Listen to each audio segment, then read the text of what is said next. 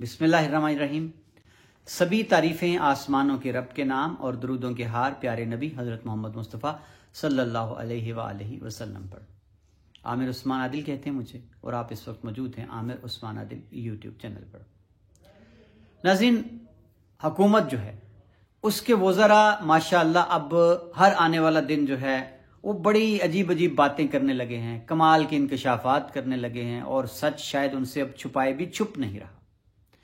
पहले जनाब खुर्रम दस्तगीर साहब ने ये बयान दागा कि हमारे ऊपर जो है वो ये हमें इतलात मिल गई थी कि इमरान खान का जो अगला प्लान है वो बड़ा 15 साल का है।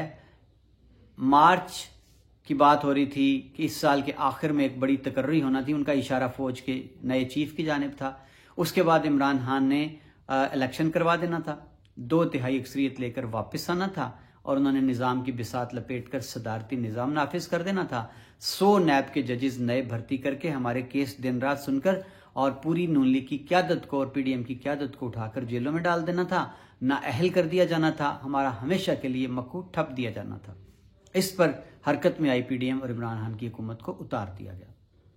अब जनाब ख्वाजा आसिफ साहब का एक बयान है जो आजकल वायरल है, गर्दिश में है, और इसमें इन्होंने क्या कहा फौज के हवाले से, पार्लियामेंट के हवाले से। आइए आपको ख्वाजा साहब की जुबानी सुनवाते हैं कि आपकी कानून साजी भी फौज ने करवाई। मैं बिल्कुल इसी बात पे आना चाहता हूं, आपको कहने की जरूरत नहीं, मैं खुद कहता हूं जी।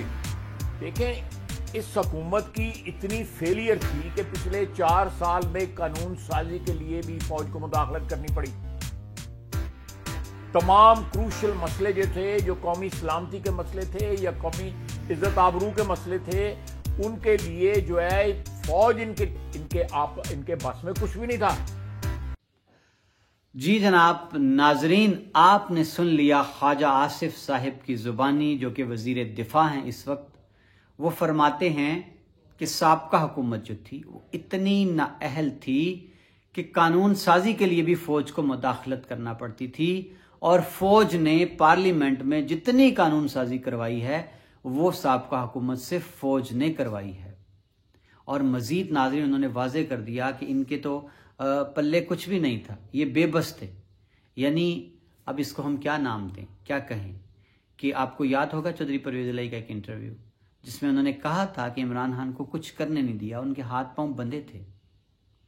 तो अब ये बातें वक्त के साथ खुलकर सामने आ रही हैं। साबित हो रहा है कि इमरान खान को खुलकर हुकूमत नहीं करने दी गई, उनको डिक्टेशन लेने पर मजबूर किया गया। अगर आज ख्वाजा आसिफ खुलकर एक टीवी चैनल पर बैठकर ये बात कर रहे हैं कि पार्लियामेंट तक भी फौज जो है वो इन्वॉल्व होती है, कानून साजी भी जितनी होती है हाउस के अंदर वो फौज के कहने पर होती है, फौज की दी गई लाइन पर होती है, फौज कहती है तो कानून साजी होती है। और इस इंटरव्यू में नाज़रीन बड़ी दिलचस्प बातें थी कि हामिद मीर ने उनसे सवाल किया कि सुना है कि असद कैसर के घर में आपकी मुलाकातें होती थीं और वहाँ एक अफसर भी होता था बड़ा, और वहाँ तय कर लिया जाता था कि आपने जो बिल है उसको मंजूर अगर नहीं करना, उसके हक में वोटिंग नहीं देनी, तो आप ये करेंगे कि वॉकआउट कर देंगे।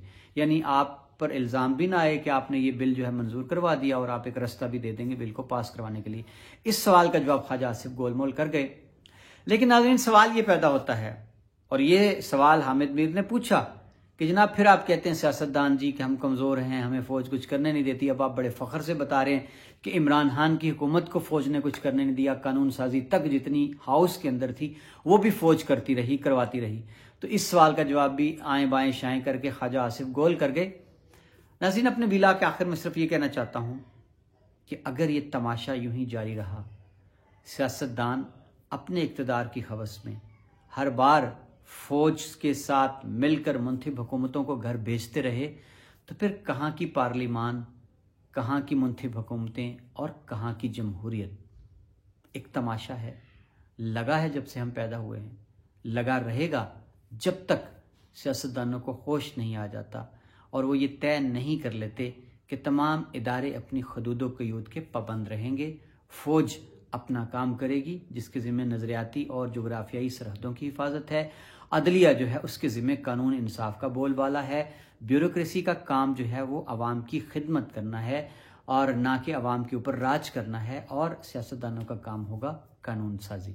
बहुत शुक्रिया नाज़रीन, अपना ख्याल रखिएगा। अल्लाह हाफिज़।